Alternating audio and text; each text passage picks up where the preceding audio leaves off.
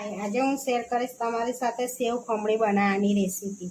તો એ આગળ મેં ચણાની દાળ લઈ લીધી હતી, અહીંયા 5-6 કલાક ધોઈને પલાળી દીધી હતી।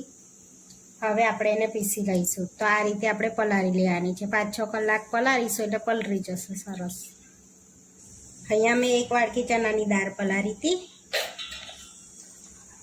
હવે મિક્સરમાં આપણે પીસી લઈશું। હવે અંદર એડ કરીશું થોડી હિંગ, 1 ચમચી મીઠું, થોડી હળદર। હળદર બહુ ઓછી જ નાખવાની, વધારે નહીં નાખવાની। લીલા મરચાં, અહીંયા થોડા લીંબુના ફૂલ, તમે લીંબુ બી લઈ શકો છો, મેં અહીંયા લીંબુના ફૂલ લીધા છે। હવે અંદર ખાંડ એડ કરીશું। તો અહીંયા આગળ 2 ચમચી ખાંડ એડ કરી છે મેં। અહીંયા આદુનો ટુકડો, અહીંયા બહુ નહીં, થોડું પાણી એડ કરીને આપણે એને પીસી લઈશું।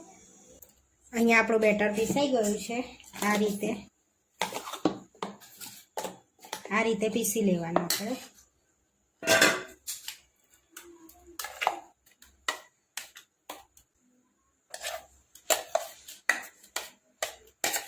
થોડુંક એને ફેટી લઈશું આ રીતે।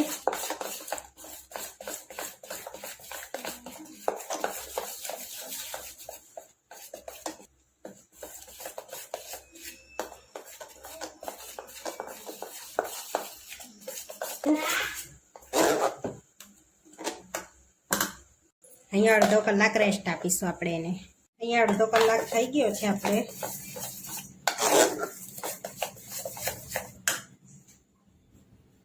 અડધી ચમચી ઈનો એડ કરીશું આપણે। એમાં થોડું પાણી,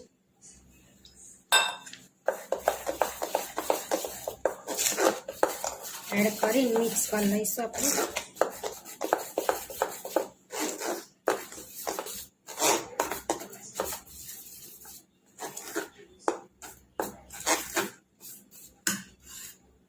હવે આ પ્લેટને મેં ગ્રીસ કરી લીધી હતી તેલથી। હવે એમાં એડ કરી દઈશું ખીરું આપણું।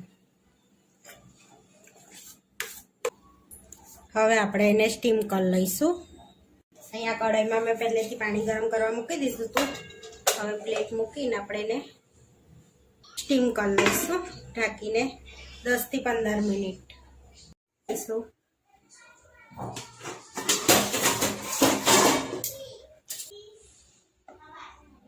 જોઈ શકો છો આપણું રેડી થઈ ગયું છે। હવે આપણે એને ઠંડુ કરી લઈશું। આપણે હવે એને 10-15 મિનિટ ઠંડુ થવા મૂકી દઈશું। અહીં આપણું ઠંડુ થઈ ગયું છે।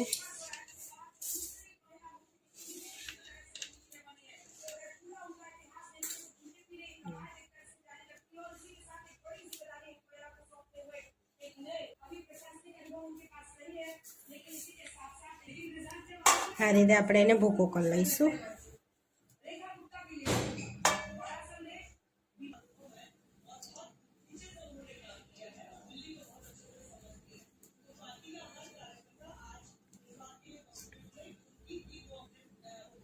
હાથથી એને ચૂરો કર્યો તો એકદમ છોટો છોટો બી થઈ ગયો છે આ રીતે। હવે આપણે એને વઘાર કરી લઈશું। હવે આપણે વઘાર કરી લઈશું એનો। થોડું તેલ એડ કરીશું, ફરી તેલ એડ કર્યું છે। હવે રહી એને તતણી લઈશું આપણે। હવે હિંગ એડ કરીશું, થોડી કઢી લીમડો, લીલા મરચાં એડ કરીશું,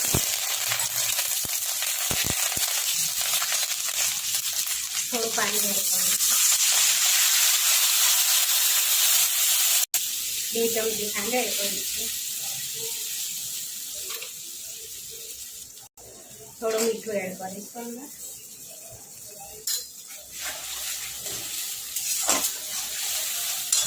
હવે ખાંડ બી ઓગળી ગઈ છે। હવે આપણે સેવ ખમણીનો ભૂકો નાખી દઈશું અંદર।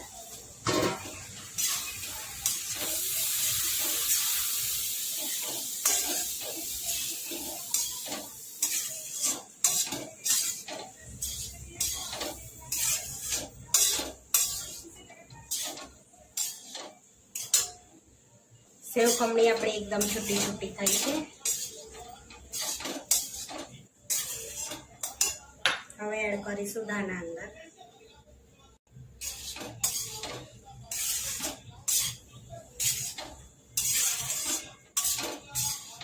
આપણી સેવ ખમણી બનીને રેડી થઈ ગઈ છે. હવે આપણે સર્વ કરી લઈશું એને.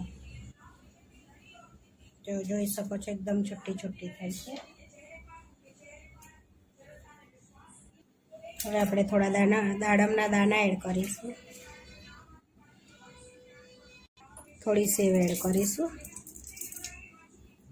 આપણી સેવ ખમણી બનીને રેડી થઈ ગઈ છે. આવા વિડીયો જોવા માટે મારી ચેનલને સબસ્ક્રાઈબ કરો, લાઈક કરો ને શેર કરો. ફરી મળીશું નવા વિડીયોમાં. તમે જરૂરથી ટ્રાય કરો.